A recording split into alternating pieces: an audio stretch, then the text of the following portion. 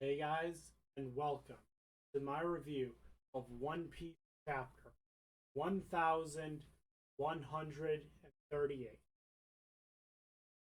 I reviewed two chapters of One Piece initially. The chapter that ended up being the final chapter of the Egghead arc, 1106, and the chapter that ended up being the first chapter of the Elbath arc, 1128. And those reviews were fun, but I didn't have a lot of motivation to do it again, and I just sort of stopped there. Then I read 1138, the chapter I'm about to show you now. I watched the review of it from Tekking and Grand Line. I knew that I needed to review this chapter, and I didn't want to skip just to this. So I sat down and earlier today I recorded all 11 chapters that I haven't reviewed yet. All throughout the day, and have basically put everything to the side to just do this. Also, I can review Harley. And each of those chapters, it was 11 chapters between 2 hours 15 minutes, so that's like less than 15 minutes a chapter. I do not know whether or not my review will pass the hour mark, but I suspect it will. You can see this review and see why it is, because this chapter has two parts in it. The first part being everything but the final page, and then the final page. I have seen the Tekking and Grand Line reviews of the first part of the chapter. I have not let anyone color my opinions on the second half of this chapter, and that's why I want to review this. So I can fully explore what I think that last panel is. And I first saw the last panel, like, God, what was it? It was Thursday, so what, 3 days ago? I've had nearly 72 hours of just thinking about the final panel and what it is. And yeah, let's get on with the chapter. So, starting off, we got the Onichiro Yamato in the Holy Inari Shrine Pilgrimage. We've got Who's Who. We got his harem. He stole the women. Okay. He's tall. I think he's got giant blood. But, or ancient giant blood. But, we'll see.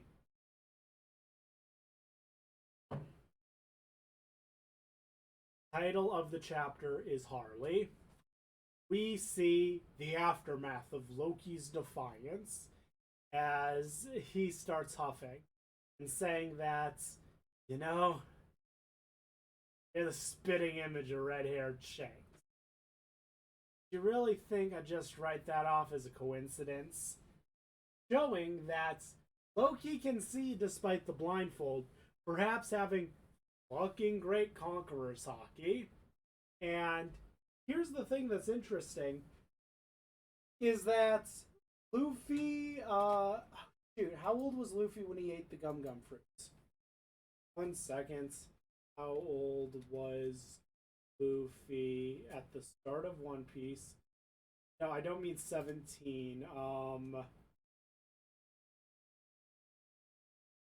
No, not 17. I mean like kid Luffy.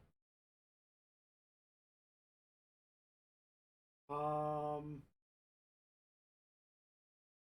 not kid.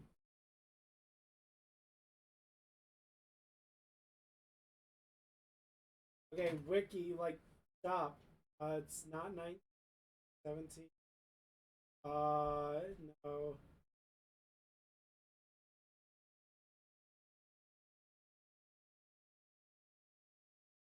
How old was he when he ate the fruits? Trying to figure that out. 7 when he debuted. So yeah, Shanks lost his arm 10 years ago. and then 4 years later. No, wait, time skip. So wait.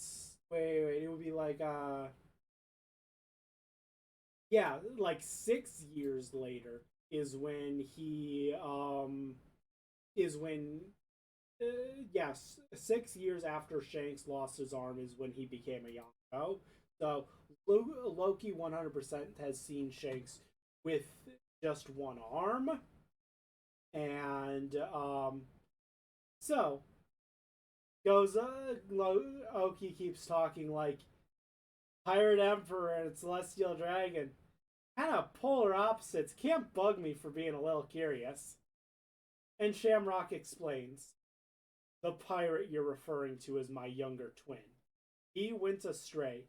At one point, he did return to the Holy Land, but it seems he grew too attached to the filth of the filthy world of the surface.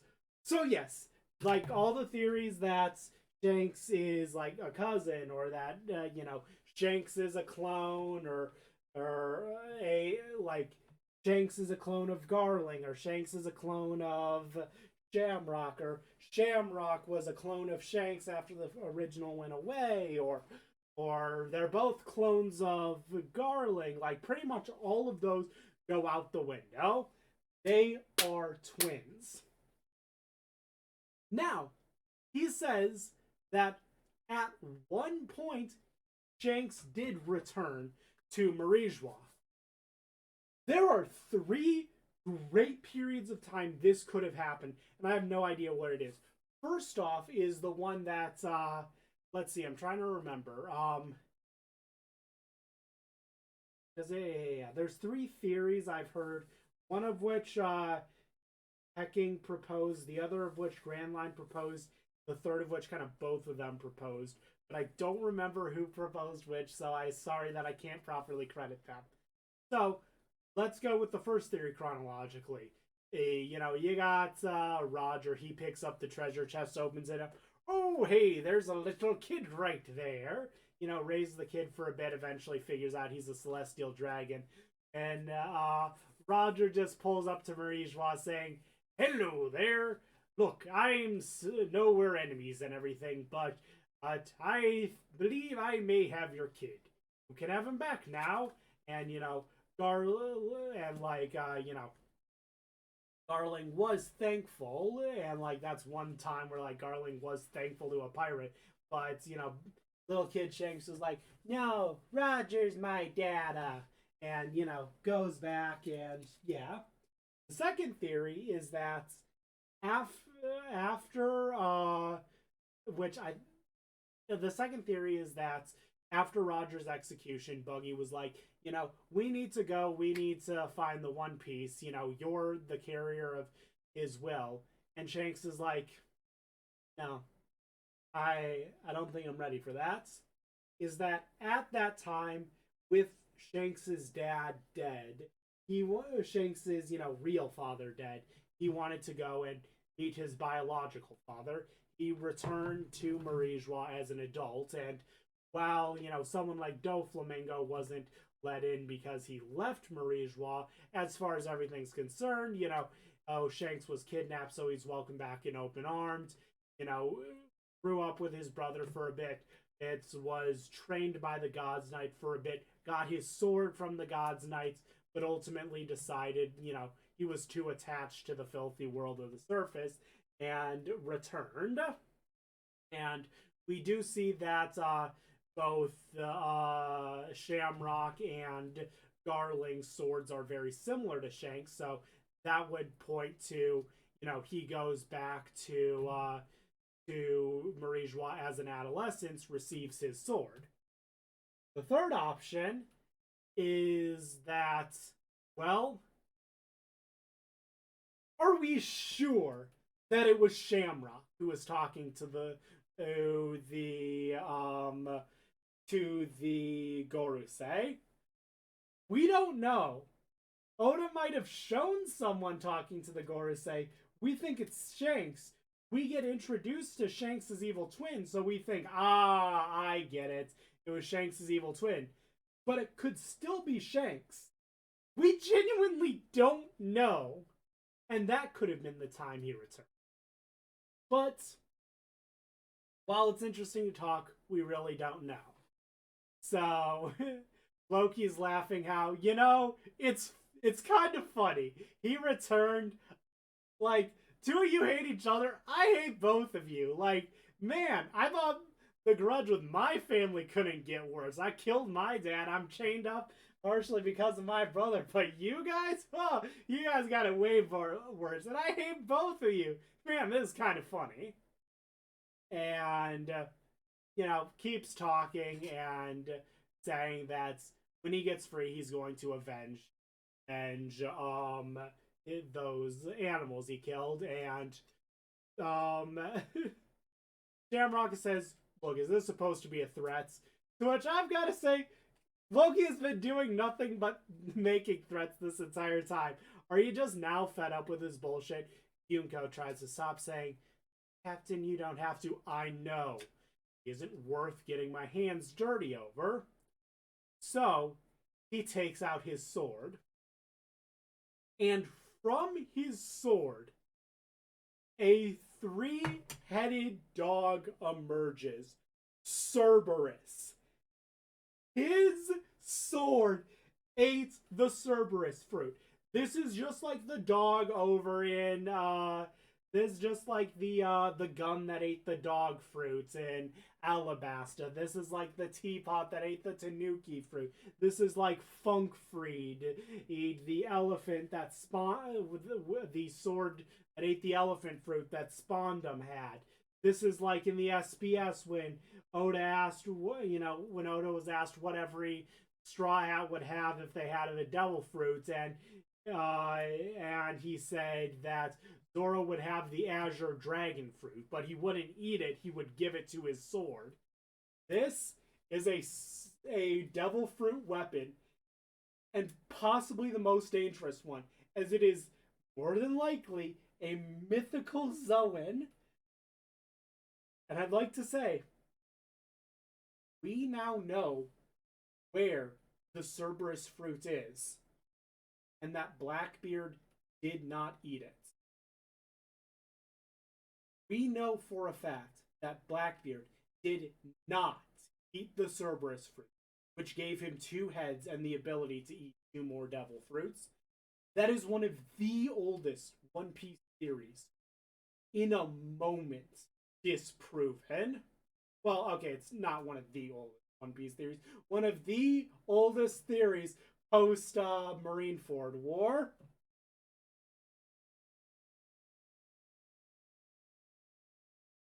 When I first started learning about One Piece, I knew of Blackbeard and his 2 devil fruits and was talking about him to one of my friends, who immediately proposed, what if he had a devil fruit that let him eat 2 more devil fruits? And I said, that's a theory. He ate the Cerberus fruit because he's connected to the number 3 so much. Now, here's the thing. It is not impossible for Blackbeard to be Cerberus. First off, there's the theory that Blackbeard is a Cerberus who ate a human fruits, and that's why he has a weird body. Another theory is that the Cerberus fruit will eventually be Blackbeard's final devil fruit. So it could be that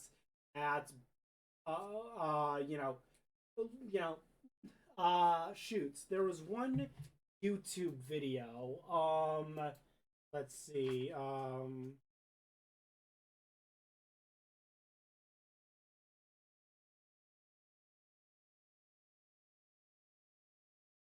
There's one theory by YouTuber FreeAZ. It's an hour and 45 minutes saying that Luffy will have 31 rights.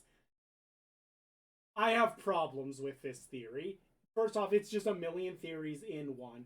There are some things that this theorist makes which are absolutely amazing theories, and some things that are, I'm going to admit it, like complete dog shit. Like talking about how, because we know that the brain fruit is stored in the brain because it's still alive when Vegapunk's body is dead, that means that all devil fruits are stored in the brain. That means that Blackbeard must have 3 brains so he can eat 3 devil fruits, which means his 3rd devil fruit is going to be eating the Orochi fruit to get more heads so he can eat even more devil fruits. What the fuck? But one thing he said in that is the idea of like a Luffy Blackbeard Davy back fight. That after Elbaf, we're gonna get a Wano Part 2, and that'll lead into Luffy going to Hachinosu to free Garp, and a Davy back fight. And you know, hear me out on this. One, yes, we got Figureland, Figureland Shamrock here. Does he die in this arc? I don't know, but he's probably the main antagonist. We're fighting the Gods Knights. Realistically, the only antagonists we have left are like, emperors like Blackbeard, or actually fighting the Gorosei again and Eam, but winning this time. It might be that Shamrock is like the final, not a final boss they fight. Like, Shamrock might die this arc, especially if he is Bonnie's father. Imagine this. Zoro gets a hand of the Cerberus. I mean, just think of that. Guardian of Hell, Zoro. Like, he has so much connection to Hell and the underworld. I forget how his swords exactly changed out following Wano, but imagine Zoro with the Cerberus. Now, Wano Part 2, we get over to Hachinosu and do a Davy back. Round 1, Luffy wins, they get Pudding. Round 2, Blackbeard wins. He doesn't take a Pudding back. He doesn't take any of the crewmates. He takes Zoro's sword, and he breaks the Cerberus sword, and he eats the fruits. I'm thinking there's a chain of events where, where Shamrock loses his sword here, and then it ends up going to Blackbeard, him eating it, and him getting the Cerberus fruits. I don't think that's out of the question, especially if you're kind of following the theory that, we'll have a Davy back fight with Straw Hat and the Blackbeards. That could be one of the things that Blackbeard takes after a winning fight. Also, another thing, the name of his sword is Cerberus, and it summons a Cerberus. The name of Shanks' sword is Griffin. And you might say, does Shanks have Griffin? To have a sword that ate the Griffin fruits. But the thing is, his sword looks like a Shamrock's and looks like Garling. Do you think that like 2 swords were made? One with the when Shanks and Shamrock were born, 2 swords were made. The Cerberus sword, the sword with the Cerberus fruit, the sword with the Griffin fruits. They were, going to be given to the kids when they grew up, but Shanks went away. When Shanks returned in his, let's say he returned in his adolescence, trained as a God Knight for a bit, he was given the Griffin sword then. I genuinely think he has a sword that's a Griffin. And if Shanks' sword is a Griffin, what the hell do you think, if we're accepting that, then that means that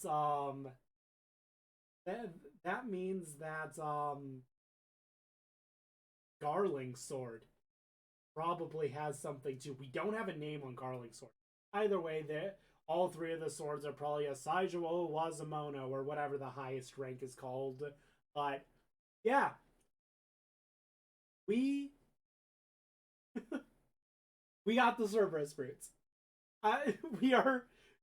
And you see what I mean, though, about this chapter. Like, I had to talk about the family relation. I had to talk about when did Shanks go back? I had to go talk about the First off, that this sword is Cerberus. Does that mean Griffin is? Does that mean Blackbeard isn't Cerberus? Could Blackbeard still become Cerberus? Like, we're not done with the chapter yet, and there is so fucking much to talk about, and I haven't even hit the big thing yet. Oh, so you see, as the heads of the wolf like detach from the body and start flying towards, and it looks like the spiked collar starts spinning as like a means of propulsion, similar to the Triceratops guy. Gyunko makes a bird out. Gyunko clearly has one of only 5 devil fruits that allow you to fly, as she makes a bird thing, and her and Shamrock start flying away on it, as Shamrock basically tells Cerberus, "Hey, have fun, like kill Loki and then come back when you're done." As 3 blades go and stab into his stomach as he yells out in pain. Let's see. Additionally, they're now like, okay. So Shamrock is like, well, fuck. Our plan was we were going to, make Elbath bow to us today. We were gonna, say, hey, Loki, you're, you hate this land right now because they chained you up. You want to help us destroy it, but he said no. So, this is going to be a little harder to take this country out. But we need to call another guy. Junko's like, all right, who are we going to call? So, presumably, we're going to get a 3rd God Knight soon on the island. I would like to remind you all that the place that the God's Knight came in was at King Harald's castle, which is Oest Castle. It looks like Quest, but without a Q. Which means that the God's Knight is likely going to spawn in Oest Castle. Meaning, the God's Knight is likely going to spawn in right next to Luffy. So, it might be as soon as this person appears, they immediately start fighting Luffy. And Luffy basically takes them out before they even, get going. So, we're likely getting an exchange between... we're likely getting a new God's Knight next chapter. We might get a fight between them, or at least we're going to get a good new God's Knight soon. Luffy might immediately fight against them. Hell, Zoro is here. I don't see Nami doing a good job against the God's Knight, no offense to her. But, yeah. We got 2 God's Knights, one of which with an extremely broken Devil Fruit, one of which with a Devil Fruit given to a sword. So, yeah. Giants are talking about how one of the people who attacked them look like Shanks, and they're calling him Shanks. Luffy says, no way, there's no way that's Shanks. I know him, and I know he wouldn't do that stuff. Nami reminds him that you haven't seen Shanks for 12 years. Maybe he is a bad guy. To which Luffy says, "You shut your face, Nami. I know Shanks, he's good. How would you feel if people started talking bad about your mom?" Okay, point taken. And so he starts speculating, Giants are speculating. They're like, I don't know, maybe Shanks has a brother. As they are talking about that, the Casa Hat guy is walking towards the castle.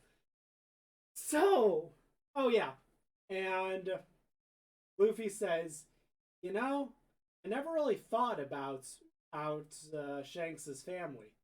I heard that he was raised on a pirate ship when he was little. I figured that Roger and Rayleigh were his real family, his real crew. Well, except for Buggy, of course. So, 2 things. First off, it's funny that Luffy thinks that Buggy and Shanks hated each other. Because he's right, but he's also kind of really wrong. I fully believe that despite their fighting on the ship and, Buggy being mad about defeating the devil fruits, I honestly believe that Buggy and Shanks saw each other as brothers. And the Casa Hat individual is on a panel when Luffy says, I honestly never thought about his family. I know he was raised on a pirate ship when he was little. This is indicating that the Casa Hat's individual is likely Chopper Gaban. I'm still holding to that the Casa Hat is Shiki until it is proven it is Scopper. I still think 100% Casa Hat individual is Colin's dad, and I still think that Scopper is the man marked by flames. Also, the Casa Hat individual is the Casa Hat individual who talked to Rayleigh.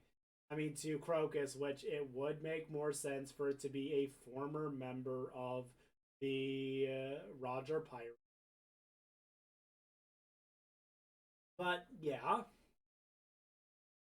as Frankie is examining the treasure tree Adam, he's like, man, I thought this tree was rare, and talking about how like he paid an arm and a leg for it, and eventually he sees a mural and starts being like, what the hell is this? As it's explained that, oh yeah, this mural, it was drawn by a bunch of it was drawn by a bunch of children that are, on Elbaf, 800 to 900 years ago during the Void Century. And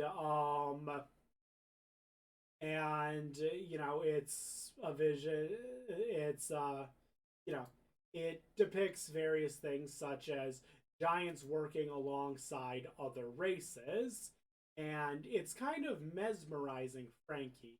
But we're going to go back to that in just 1 second. I apologize, I had some up, but I have not quite gotten it up yet, so I am somewhat stalling for time.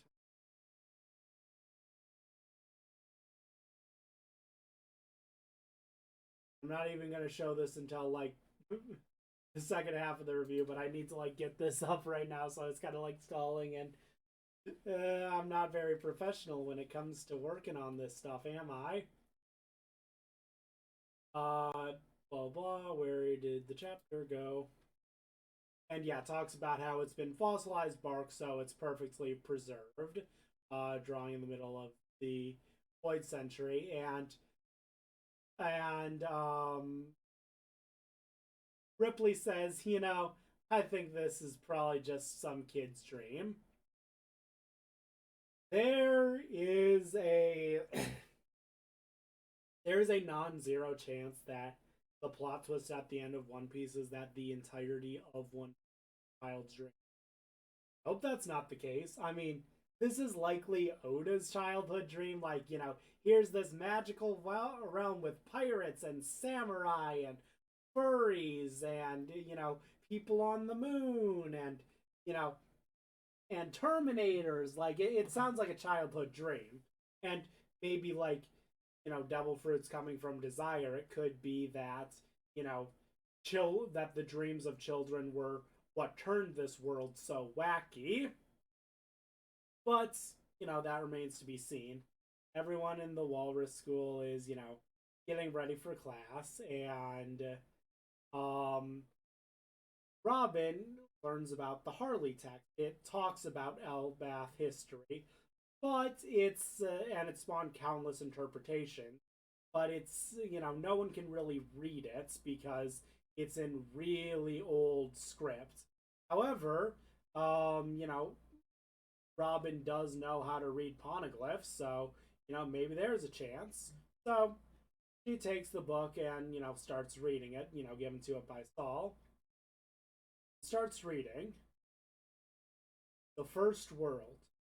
The earth is engulfed in flame, in the hearts of men.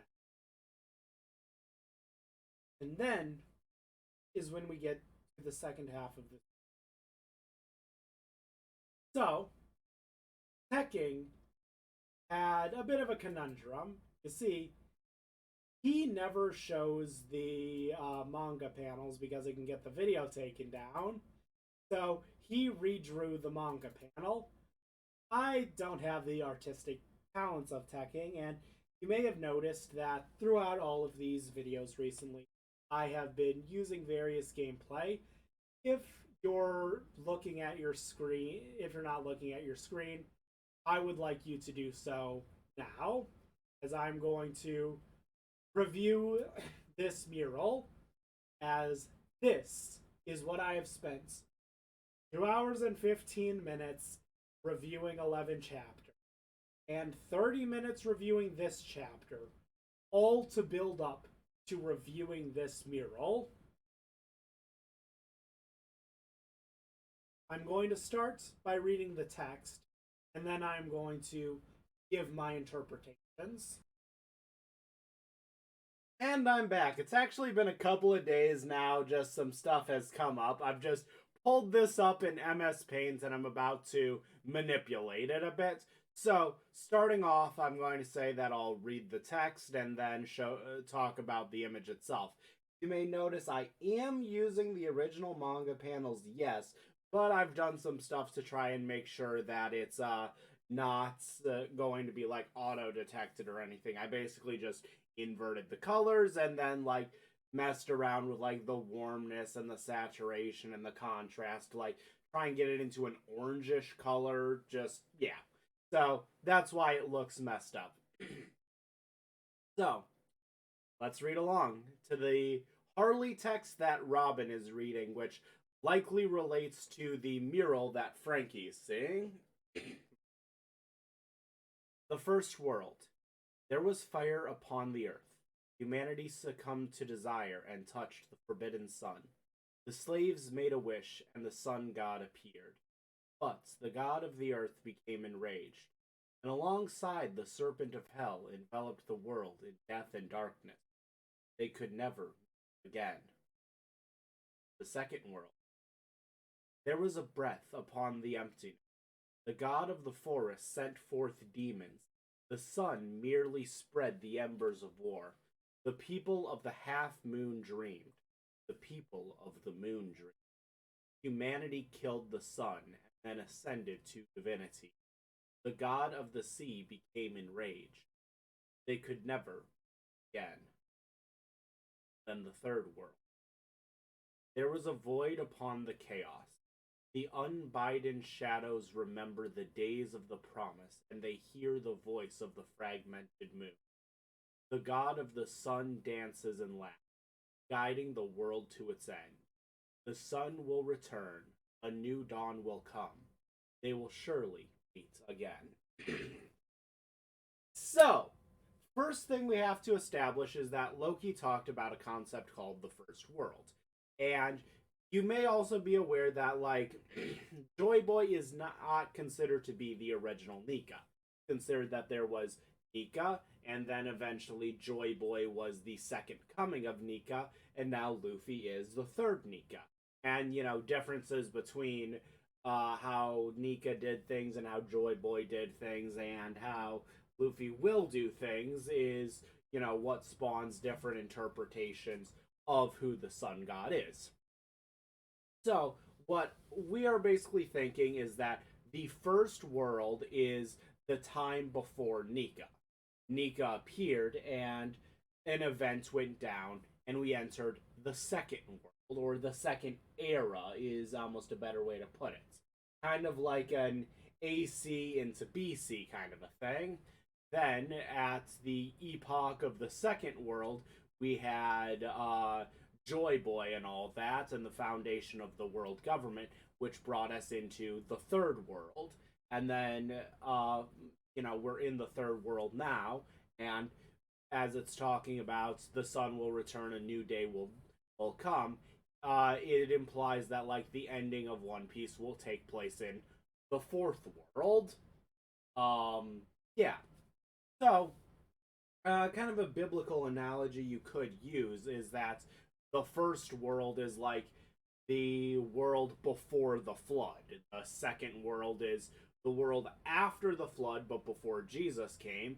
The third world is the time after Jesus came but before Revelations, and then the fourth world would be post Revelations, with the flood, Jesus's death, and Armageddon facilitating the ends of the first, second, and third worlds. Now, let's look at this picture. So, there are so many details here, but here's the main ones I'm going to highlight. I think if you look at this creature thing right here, let me make my brush size bigger. That's too big, but I'll go with like a red brush. If you look at this creature right here, you might say that this is Eam. You know, we got Eam holding the sun. We got Nika here, slash Joy Boy, slash Luffy, you know, trying to get the sun attack Eam. That's not the interpretation I'm going with. Now, if you've been in the One Piece community long enough, you might have heard the idea that the ancients' weapons are just people. So, for instance, Shirahoshi, we know that she is Poseidon, which means she can command the sea beast. You know, it's not it's not an object that commands the sea beast. It's just her, and every couple of generations, a fisherman princess will come and have the ability to talk to the Sea Kings, and they will be the weapon Poseidon, or is it Poseidon or Neptune? No, it's Poseidon, because it's the one that isn't the planet, but kind of. Sorry. Another thing is, we know that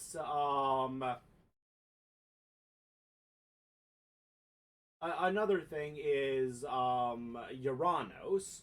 We know that that is like basically an orbital space laser, which Vegapunk is powering with. Well, Vegapunk created the Mother Flame, and a bit of that was stolen and can power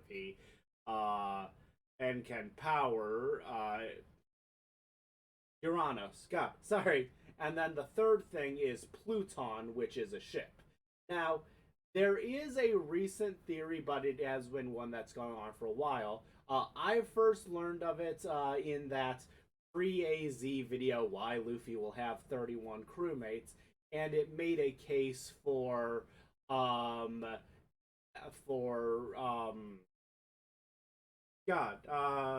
not Lily, Vivi being actually being Poseidon. Basically, I'm not going to go into all of the reasoning for or against it, but okay.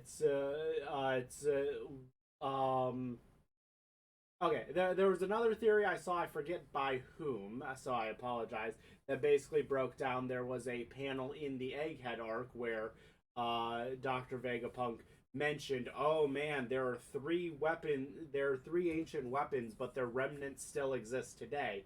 And in the panel where he said that, it showed Shirahoshi, Vivi, and I forget her name, the little girl from Skypiea, with like the really strong mantra.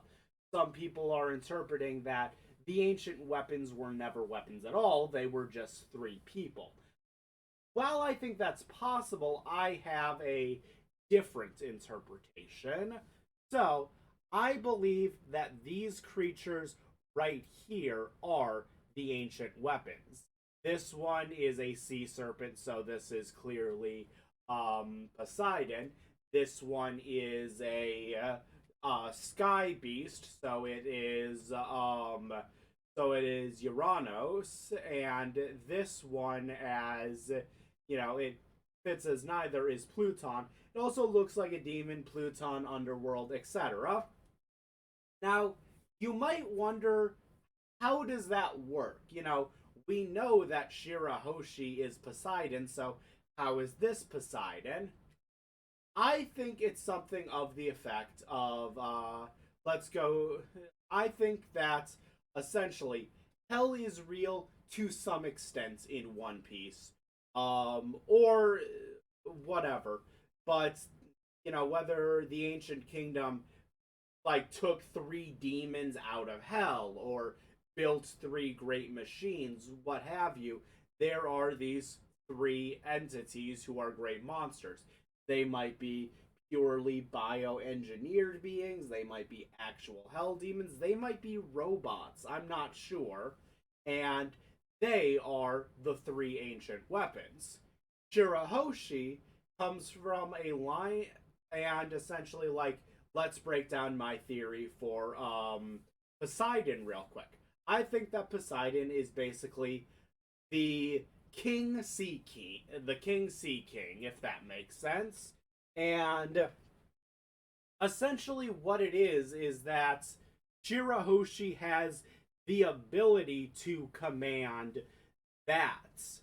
Shirahoshi has the ability to command the king of all sea kings, but because she hasn't like fully grown into the power, she's only able to command the small sea kings. The Uranus, that's up in the sky, that is a beast of some sort, and it is being fed the mother flame in order to, do its thing. Uranus is, Pluton is some kind of a great beast. Maybe it is held within a ship. Like, anyone could just rebuild Pluton. It's not that hard, and it's a damn impressive ship, but it's just a ship. It's only the ship that contains the demon Pluton that is actually the ancient weapon, though. So that's kind of what I'm thinking the ancient weapons are, is that they are just three great monsters. Again, they might be monsters or beings from hell or bioengineered or robots or demons, or I don't know what they are. But I think that they are the ancient weapons, and there's some miscommunication, like, oh, one of them is inside of a ship, so they think, yeah, that the ship is the weapon. Once every few generations, a person has the ability to command it and its spawn. Oh, it must be Shirahoshi because she can command its spawn. Kind of like an echidna type creature, I guess, for Poseidon. But yeah. Another thing is I want to talk about uh, hmm, this section right here is probably the section I am most confident on. And one thing we have to talk about is, what is this mural depicting?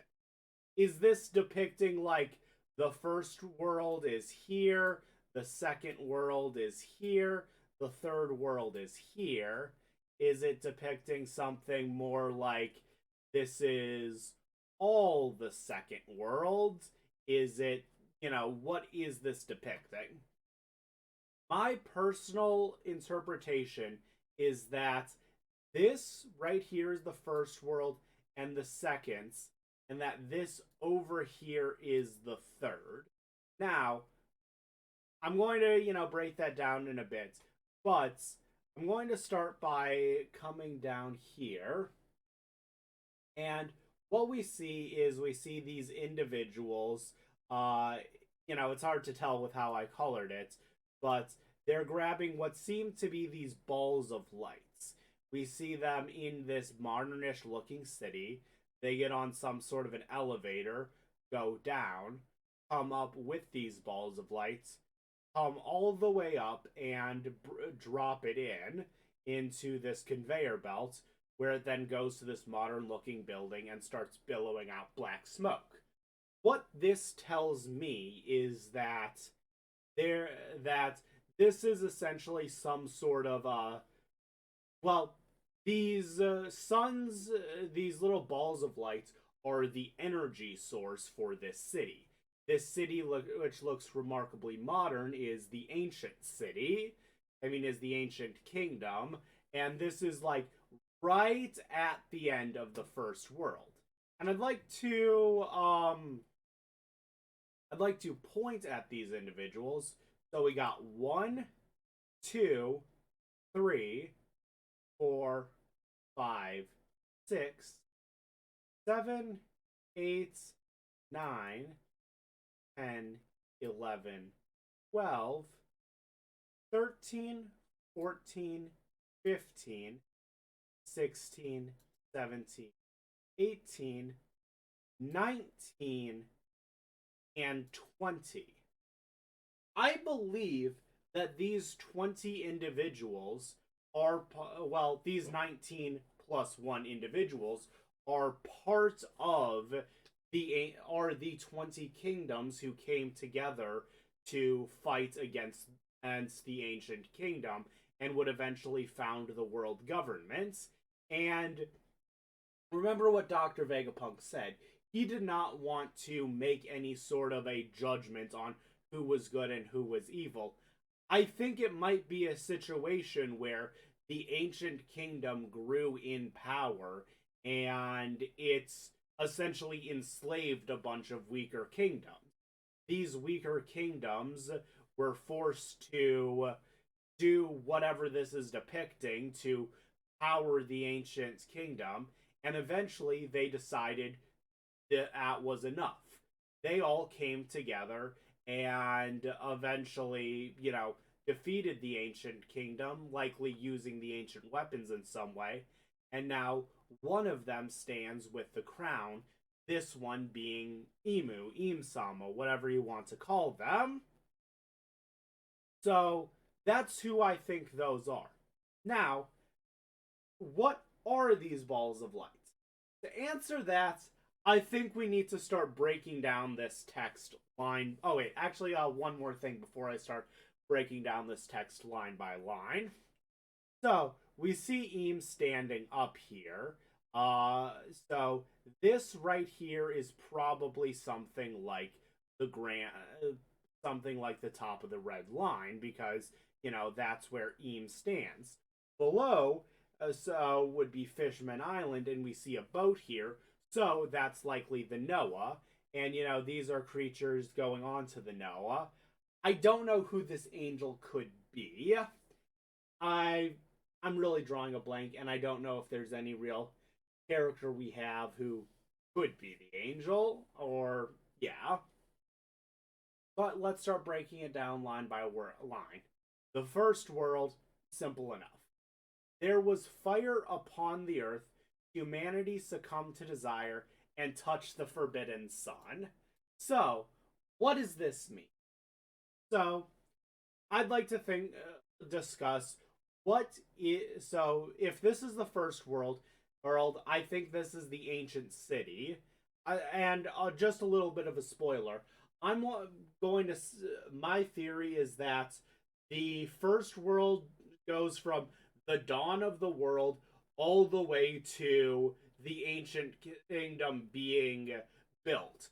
I think the second world only exists for that short 100-year period called the Void Century. And then it's the third world after the Void Century. So I think, like, right at the end of the first world is when Nika appears and frees the 20 kings and then dies. And then those 20 kings eventually, strike back at the ancient kingdom 100 years later and have to fight against Joy Boy and succeed.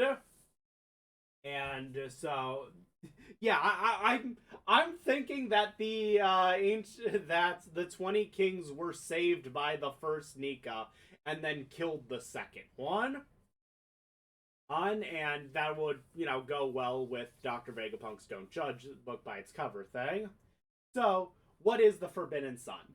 Let's think about this. So, the sun in One Piece, it means a million different things. But one thing I'm currently thinking of is the Mother Flame. So, the Mother Flame is a giant, is a giant, what is it called? Not new, a fission reactor. It acts like the sun. It takes fissionable materials and does stuff. Now, fission and fusion are different. I'm not going to give a full scientific lecture, but essentially, one of the best things you can do in terms of energy is nuclear fusion, where you are taking two small atoms and putting them together. But something that's even better is nuclear fission, where you're taking two atoms and breaking them apart. Maybe it's the other way around, whatever. But our sun actually, currently on Earth, all we're able to do is nuclear fusion. We have successfully done fission before, but like not to any sort of a big scale, so it's not like actually worthwhile at this point. But the sun is nothing but a fission generator, so I believe that the ancient kingdom is powered by nuclear fission. Now, for fission, you still need fissionable materials, and so that's where I think the forbidden sun comes in. And if you think about, the sun, it is in the sky, it is this giant ball of fire. Well, people seem to be going downwards and coming up with light. I think that what the ancient kingdom did is it dug all the way to the center of the earth and found the molten core and are basically mining the molten core of the planet and using that to power the ancient city. And that's what I think the Forbidden Sun is. And we see that at, the slaves, the 20 kings, made a wish and the sun appeared. So I think that's, the sun, ungod Nika, appearing to save the 20 kings. And then it says that the god of the earth became enraged. So let's talk about Skypiea for a moment, shall we? Skypiea had a religion based off of 4 different gods called the sun god, who's mentioned right here, the forest god, who is mentioned right here, and the earth god mentioned right here. Notably, the rain god of Skypiean literature is not mentioned. However, the where is it? The god of the sea, which like sailors believe in, is mentioned. I'm not sure what the difference is.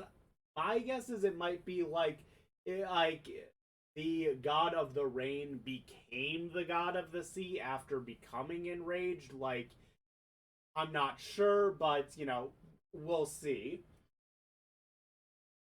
And what it says, what happened after the earth became enraged, the god of the earth became enraged, is that and alongside the serpent of hell enveloped the world in death of darkness, they could never meet again.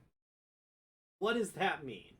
Well, I think a good thing to do would be think of what they could never meet again means, as well as they could never meet again, as well as they will surely meet again.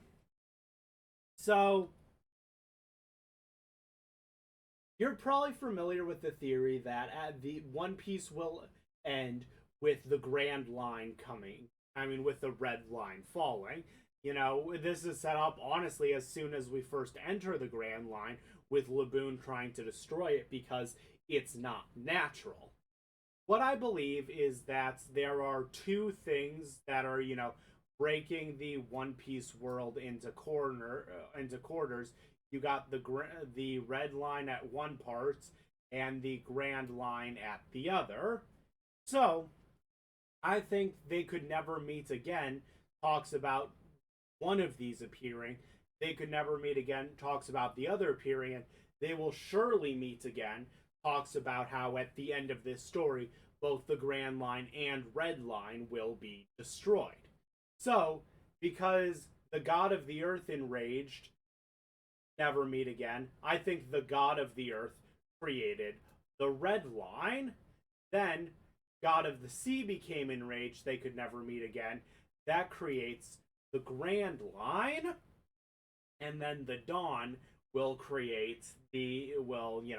reunite the world into one piece, maybe, question mark. And so, now that we understand that, God of the Earth became enraged, and then the Grand Line appeared, meaning that the people of one side could never meet again with the people of the other side. Now, alongside the serpents of hell envelop the world in death and darkness. I think the most literal interpretation you could say is that they are burrowing down into the center of the earth. Actual, literal, biblical hell is underground in One Piece, and demons came up out of it, and those are these demons depicted and potentially the ancient weapons. Or another interpretation you could make is that the serpents of hell could refer to the Grand Line. I mean, sorry, Red Line. Fuck. The red line is red in coloration. It is long and encompass and enveloping the whole world like a serpent biting its old tail. And the world in death and darkness, if we're coming to my interpretation that, the end of the first world is the start of the Void Century, well, the Void Century we know is full of death and darkness. So that's my interpretation of the first part, and I'm honestly fairly confident in that. Now, let's go on to the second part. Let me see if there's anything here I missed. No. So, there was a breath upon the emptiness, the god of the sent forth demons. Pause. So, oh wait, actually, one second. There's something I need to talk about when it comes to the god of the earth. And this is a real question. Is the god of the earth real or a metaphor? Because I think that's an important distinction.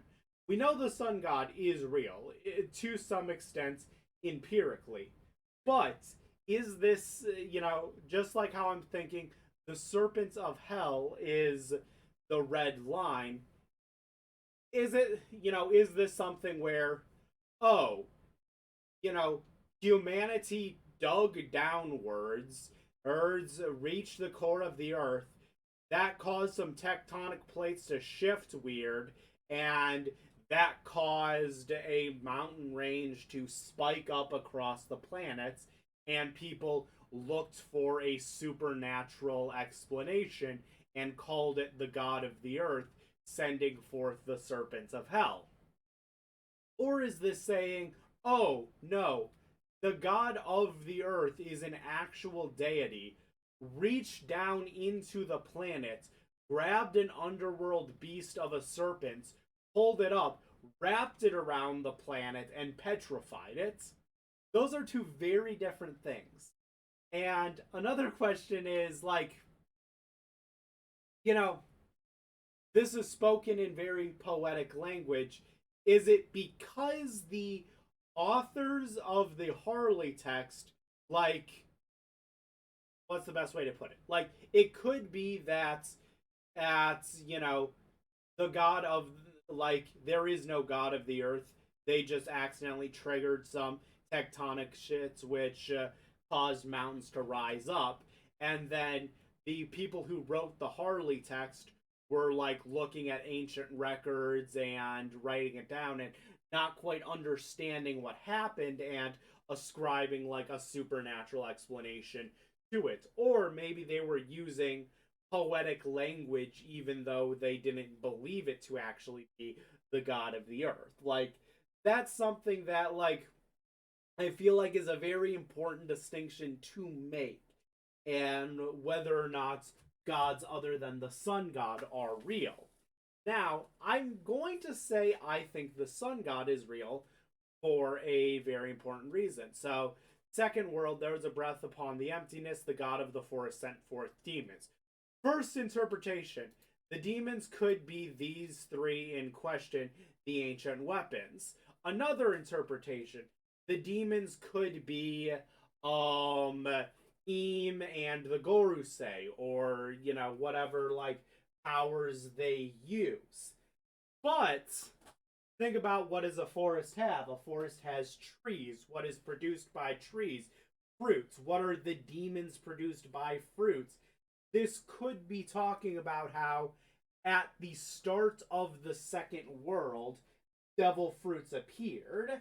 And if we believe that at that's what this sentence is, and it says that the sun spread the embers of war. So, okay, I'll get to the sun spraying the embers of war, but I think if we're thinking that this is talking about the origin of devil fruits, that means, the sun at the end of the Second World Joy Boy must have been, Nika with a devil fruit. Luffy was Nika with the devil fruits. But if there was a Nika before the time of devil fruits, that means he was Nika, which means there was a actual sun god before devil fruits. And if there is one god, that means that the god of the earth and the god of the forest are likely also a thing. I think that it is forest, earth, sun, and rain are the four gods, and like rain became evil and became sea or something like that, potentially after the world flooding. Enough? Ugh. And so, yeah, the sun merely spread the embers of war. I think that the sun, there was like the first battle of these 20 slaves versus the ancient kingdom, where the sun god helped the slaves, they revolted, and, these 20 small kingdoms who were forced to work under the big kingdom, sun god saved them, and they were the embers, and they spread out and they became, the embers of war, and then sought to completely destroy the country that once owned them. If you've seen Attack on Titan, I'd make a comparison here. I do not want to spoil Attack on Titan, though. Yeah. Now, the people of the Half Moon dreamed. The people of the Moon dreamed. This is one of the things that took me the longest to figure out, but here is my interpretation. We don't know what the D stands for yet, and there have been many theories: doom, death, desire, dark, dawn, dusk, day, what have you. The interpretation, or dream even, the interpretation I have, and I forget who I got this from, because I'm 99% sure it isn't Tekking, because Tekking doesn't want the D to be anything, from what I understand. I believe that that's the what the D stands for is dualistic in nature. It stands for dawn and it stands for dusk.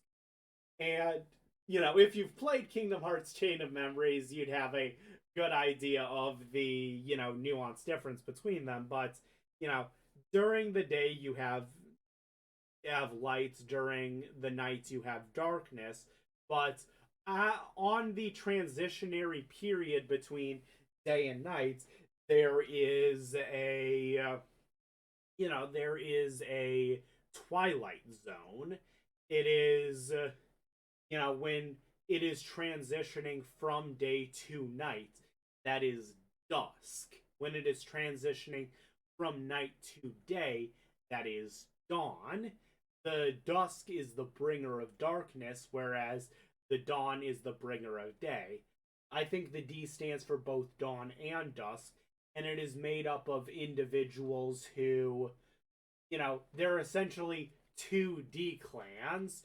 One who believe that it stands for dawn, and one that believes that it stands for dusk. And if we look at the members of the D clan, we can kind of pretty clearly categorize them. Like, Roger was someone who believed in dawn. Luffy, clearly dawn. Cobra, Vivi, Lily, dawn. Lee, Law, Saul, Clover, dawn. Zebek and Blackbeard, probably does. Like, Luffy wants to bring the dawn of the new world to make a new world that's better, whereas Teach wants to just destroy the world. And you could even make some very interesting things, like maybe Dragon is also Dusk in his interpretation of he is wanting to, lead to the end of, he is wanting to bring the world government to its end. Well, no. He's talking about how he doesn't want to destroy the world government, just the Tenryubito. The world government as an organization is pretty good, and from what I understand, he's going to essentially just annex the world government, put up like puppet leaders, like for the purpose of if the government was actually destroyed, it would be anarchy. So, sorry, correct me on that. Dragon, I don't think is the end the world type. He's explicitly not. But it's possible. Um, Actually, no. The Blackbeard and Zebek are the only ones I can really argue are, Dusk Clan members. So I think the Moon and Half Moon refer to dawn and dusk in that regard. Humanity killed the sun. So we're in the second world. The second sun is Joy Boy. Humanity killed Joy Boy and then ascended to divinity. This is talking about how the death of Joy Boy and the ascension to divinity. The Tenryubito call themselves gods. So, yeah, that's pretty clear. The god of the sea became enraged. I do not think that Eam is the god of the sea. For one, we know that Eam hates devil fruits. I mean, for one, we know that the god of the sea hates devil fruits. And now that we know for a fact, we have the god knight Gyunko, who has a devil fruit. All of the admirals have devil fruits. All of the former admirals have devil fruits. Garp and maybe Kong are like the only high-ranking military members who don't have devil fruits. The Gorosei probably don't. We're not sure, but and it could be. It could be that Eam hates devil fruits, but I don't. With how many devil fruit users there are in the world government, sure, we don't see the Gorosei or or even Garling with the devil fruits, but we see Gyunko. Gyunko is a member of the Gods Knights, and I don't know if Eam would be okay with a member of the Gods Knights having a devil fruit if he wasn't a fan of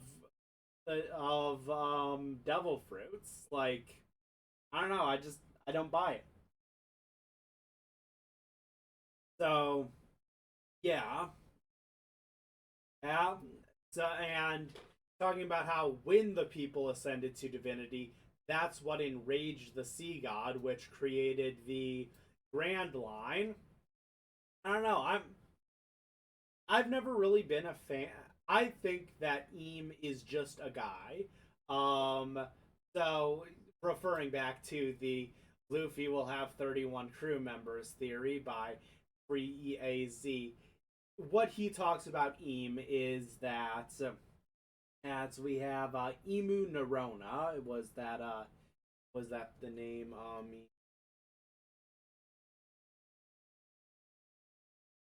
Just yeah, Imu Nerona, who was one of the 20 monarchs who founded the world government and was mentioned by Emporio Ivankov.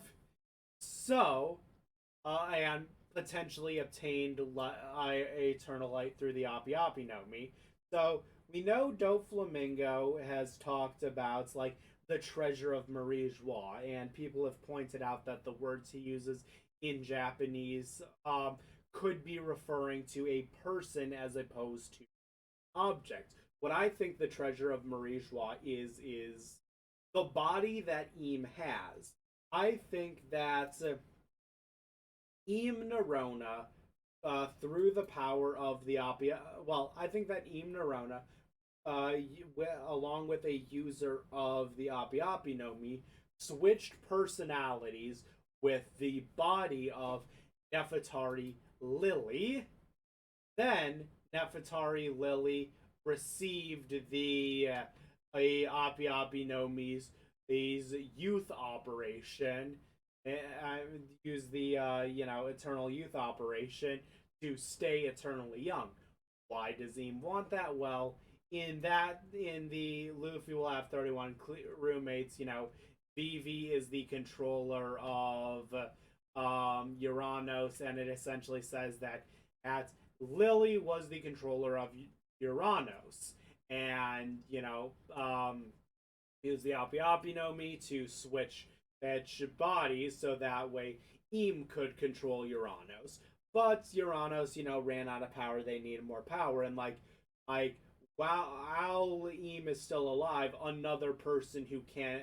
No, sorry, Pluton. Uranus, Pluton. Yeah. Sorry, Vivi is associated with Pluton. So is that Eam is a Eam wanted to control Pluton. Only Lily could control Pluton, so use the Api Api Omi to switch. Well, now Pluton is under Wano, so Eam can't do that. And, through the generations, there would be people born with the ability to control Pluton, like Vivi, but who also, both Eam and Vivi right now are both able to control Pluton, but, neither can because it's under Wano right now. That's my personal interpretation. But yeah, I also think my interpretation of the ancient weapons is confusing because the ancient weapons are objects fueled by demons but can be commanded by humans reincarnates. Like, I think I'm making things a little too complicated, Ed, but we'll see. And then finally breaking down the third passage, which I think is one of the more digestible ones. There is a void in the chaos. The unbidden shadows remember the day of promise, and they hear the voice of the fragmented moon. Voice of the fragmented moon, I think that's the drums of liberation. Dun, dun, dun, dun, dun, dun, dun. And, we talked about how, there was the moment where, Zunisha heard the drums of liberation. Is the promised day here? We got, it's the Mink tribe waiting for the dawn. We've got, all of these different tribes and people in One Piece all waiting for the dawn. And I think those are the unbidden shadows. You know what? Here's the thing I'm going to say. I think that it's very similar to what happened on Wano, but in a grander scale. Because during Wano, everyone lost and was waiting for the, returning of the Asagaya Nine, and that brought about the dawn of Wano. Essentially, I think that the dawn of the New World is that on a grander scale, as there are many people waiting for its dawn. There was the robot Emmet. There is Zunisha. There is the Mink tribe. Everyone's here waiting for the dawn. And yeah. Next, the god of the sun dances and laughs, guiding the world to its end. Talking about how Luffy is, the god of the sun. He dances and laughs, and how we're coming to the end of the end of the third world. The sun will return and a new dawn will come. That's talking about the start of the fourth world. They will surely meet again. So that is to contract the never meet again of the red line being constructed. They will never meet again of the grand line being constructed. They will surely meet again, and being Luffy destroying the red line, and perhaps somehow just destroying the red line kind of dissolves the grand line. Look, it's pretty obvious how one would destroy the grand line. The red line just hit it really hard. I don't understand how someone would destroy the grand line, because it's just water currents. Maybe those water currents, and again, it could be something if these gods aren't real, maybe it's they dug to the center of ancient kingdom, dug to the center of the earth. That fucked up plate tectonics. Mountains rose up and became the red line. line with the red line constructed, water couldn't circulate properly, and it made weird weather patterns that became the Grand Line. But there was like 100-year delay for that to happen. At the end of the Void Century, because again, I'm thinking that the second world is literally only 100 years long. So now that I'm done breaking that down line by line, I'm gonna take another sip of my drink. Ah, now we can talk about the mural a bit more.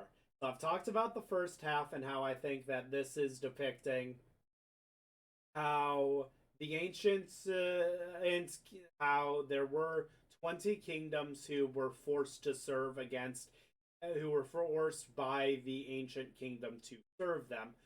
Maybe with the ancient weapons being used to force that servitude.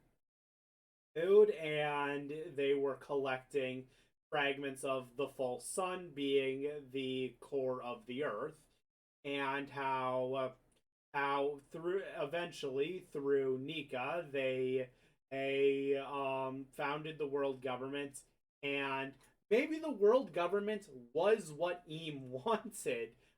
I mean, what Nika wanted, but like Eam being who they are is not.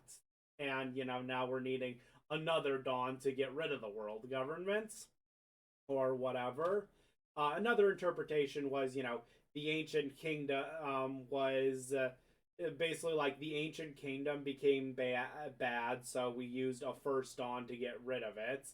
Then the world government became bad, and we're gonna need another interpretation could be the first world predated the ancient kingdom. It was bad, so we used an apocalypse to get rid of it. The ancient kingdom came about. It was bad, so we used Nika to get rid of it. Now the world government is bad, so we need a Nika to get rid of it. But yeah, either way, I'm actually thinking maybe the ancient that the world government kind of formed during that 100 years, and Nika tried and failed to stop it, and now, I mean, Luffy tried to, Nika, Joy Boy tried and failed to stop it. Um, Now over here we see this Nika fighting this thing for the sun. I think this has to be Pluton, but like it looks like Eam. Remember, I think that Eam and Vivi both have the ability to control Pluton. So I think what Eam so I think Eam is essentially piloting Pluton here and steals the sun. Maybe this sun is the One Piece. Hell, maybe this is the forbidden sun that was found at the bottom of the world. It's like a dwarf star or something.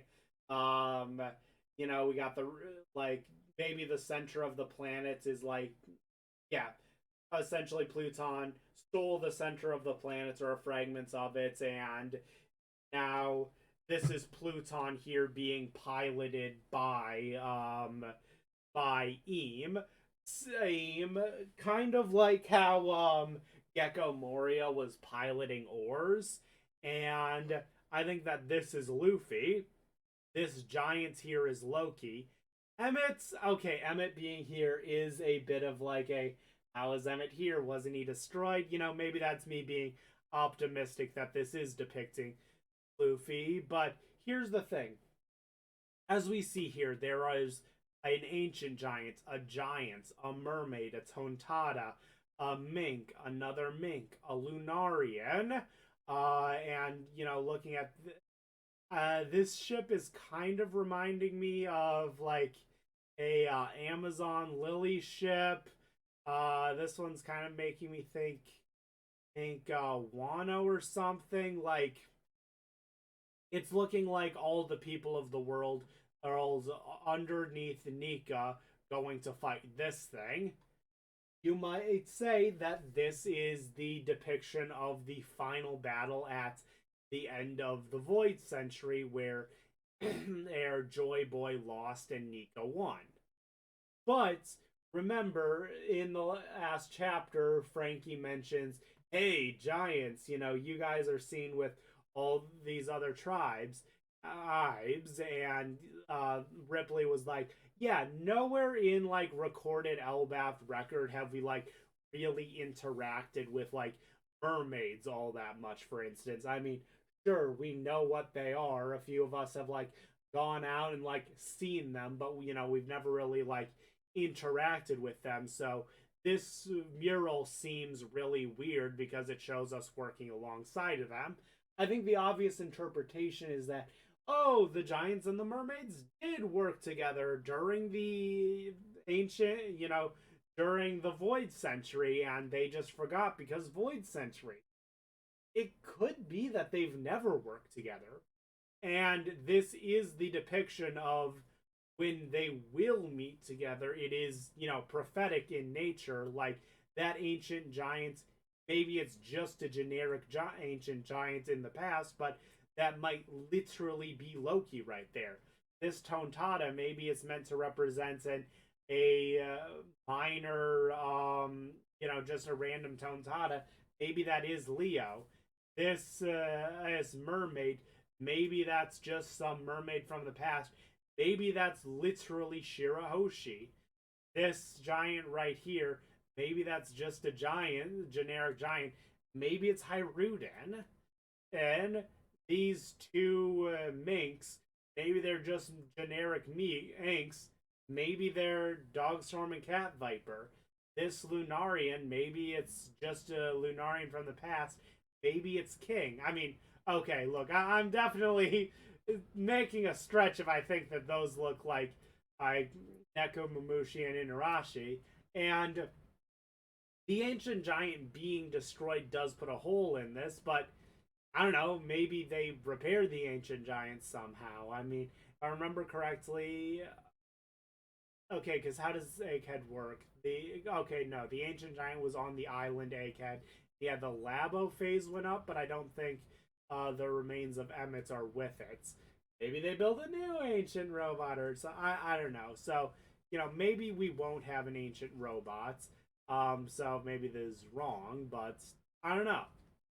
Um, this very likely could be the depiction of the battle at the end of the second world where Joy Boy lost. But I don't know, part of me is thinking that this right here is literally Loki because it looks just like him, and trying to make this be actually a prophetic vision of the future. But that's just coping on my part. Yeah, in summary, I think my theory is that we've got the ancient kingdom. It is powered by nuclear fission, which what they did is they basically annexed 20 kingdoms. We're having its people go down to the center of the earth, mine parts of the core of the earth, and bring it up to power the city. Those 20 kings were then and rescued from those 20 kingdoms were rescued by their bondage by Nika, and found and well, in response to the Mayan center of the earth, red line appeared. Those 20 kings came together and fought the ancient kingdom. Eventually, over the course of 100 years, eventually with Nika being their ultimate, the with the second Nika, Joy Boy, being this time a representative for the ancient kingdom. The world government was founded and destroyed the ancient kingdom. Remnants of the ancient kingdom exist in the form of the half and full moon tribe, who believe in the dawn or dusk of the new world. These three right here are the ancient weapons. They are either bioengineered things, they are mechanical things, they are literal demons, they are something like that. And in the case of Poseidon, it is a it is the original Sea King, or the King of Sea Kings, or something like that. People are born with the power to command the Sea Kings every couple of generations, and specifically to command Poseidon, the King of Sea Kings. However, they erroneously think that those who command the Sea Kings are Poseidon. So Shirahoshi is not Poseidon, she merely commands it. Similarly, Uranus is powered by some sort of a being, and maybe also as a person who is able to command it. Pluton is a beast sealed away in a ship, and only certain people can use that as well. Both all being from the Nefertari line, because Imu no Rona used the personality fruit to switch bodies with, use the Api Api no Mi's personality surgery to switch bodies with Lily. Im has the ability to control Pluton. However, Vivi has the ability to control Pluton now, and will eventually use probably the One Piece, which is part of the core of the world, to power it in a Gecko Moria type way, potentially like what they did at the end of the Void Century, and we're going to do that again. The second world had the dawn of devil fruits, with the god of the forest sending forth his demons. Whether I'm almost certain that I'm almost certain that Ika exists as an entity, if not also the sea god, who I don't think is Im, but oh, sorry. Yeah, that's what it is, and to what extent the Earth God and Forest God are real, I am not sure. And yeah, I believe that is about it for my theory. And now that I have finally finished making this, I feel like I can go and watch other people's interpretations now. Yay! I got 4 days off coming up, so I'll be able to edit these together and put them on YouTube. They'll be up after the next chapter is out, and I've recorded my reaction to that. So I will love for this all to be invalidated because I am too slow. But yeah, let me just move my display real quick. As you can see, it is currently, before the next chapter is even leaked, that I am recording this. So yeah. Anyways, I have talked about this mural for almost an hour. Oh yeah, tree in the middle. That's Elbaf. Duh. Maybe the final battle will be near Elbaf. I'm not sure. Anyways, this has been my review of One Piece chapter, what is it, 1138 or something like that? Oh yeah, chapter in 1138. See you next time for my review of One Piece chapter 1139. Woo!